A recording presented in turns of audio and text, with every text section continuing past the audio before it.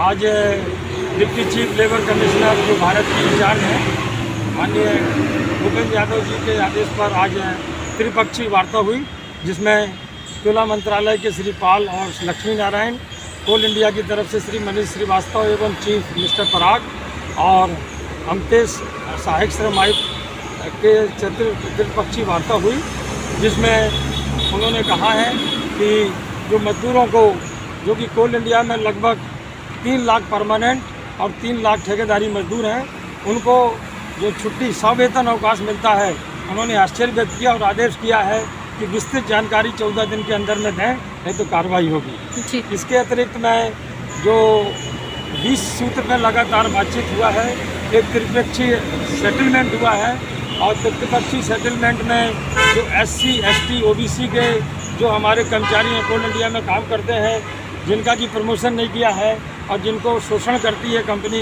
Transfer करती है और डिमांड उठाते, उस पर उन्होंने कहा कि हम लोग नोटिस जारी करेंगे।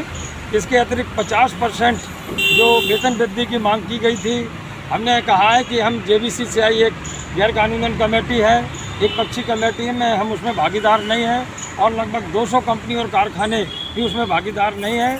वो अपने पिक एंड चॉइस के आधार पर गैर कानूनन समझौता पिछले बार भी किए थे, अभी भी कर रहे हैं, उसको हम लोग नहीं मानते। हम ये मानते हैं कि 50% जो पिछला पेमेंट था उससे वृद्धि होना चाहिए, नहीं तो हम लोग ईंट से ईंट बजा देंगे। दीपक सर, ऐसा क्यों होता है? ऐसा क्यों होता है कि देश की आर्थिक व्यवस्था में सबसे ज़्यादा योगदान देने वाले श्रमिकों के साथ में इस प्रकार से दुर्व्यवहार वर्षों से चला आता रहा है? आखिर उनको उनका सम्मान कब तक मिलेगा? इसको लेकर आप लोग क्या प्रयास कर रहे हैं?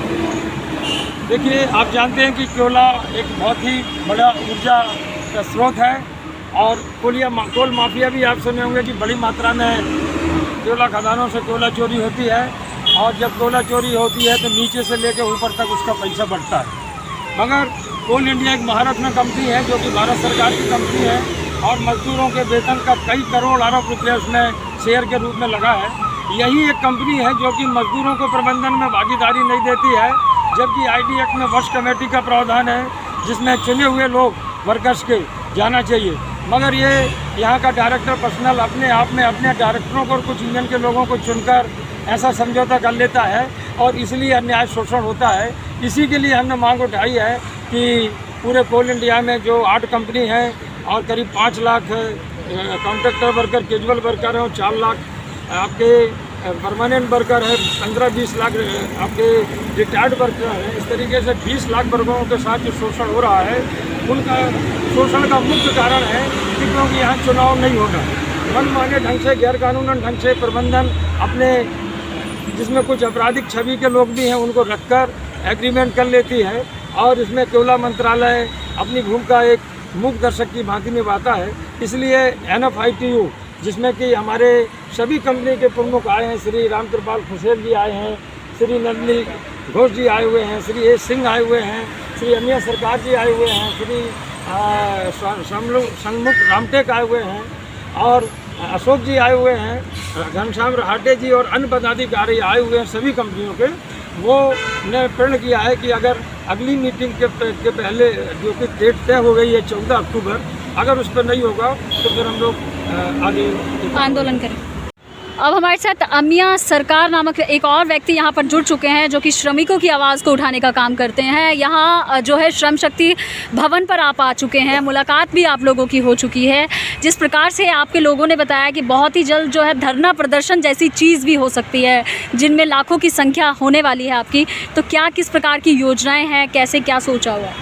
देखिए, आज हमारा national front of Indian trade unions का नेशनल प्रेसिडेंट डॉक्टर दीपक जायसवाल के नेतृत्व में हम लोग आज लेबर डिपार्टमेंट में गए।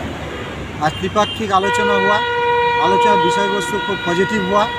अगर वो लोग ये हम लोगों का जो मांग है वो मांग नहीं मानेगा तो कलकत्ता में जे कोल इंडिया लिमिटेड वो हेड ऑफिस में हम लोगों का धरना प्रदर्शन होगा, विक्षोभ होगा। क्या इसके लिए आपने अनुमति वगैरह मांग ली है? तैयारी है? अनुमति कैसे? हम लोगों का अगर मांग नहीं मानेगा ये तो हम लोगों का डिसीजन है, ये प्रेसिडेंट का डिसीजन है। वो डिसीजन हम लोग आज जानकारी दे दिया, लेबर डिपार्टमेंट को भी जान दें। क्या लगता है आपके दीपक जायसवाल जी कैसा काम कर रहे हैं आप श्रमिकों की आवाज़? जायसवाल जी देश में एक नंबर लीडर है जो श्रमिक के हित में काम करते हैं। तो आज ये समझ में आया लेबर डिपार्टमेंट का है और कोल इंडिया का है, ये हम लोगों का धमाका चल रहा है, चलेगा अगर वो हम लोगों का मांग नहीं मानेगा।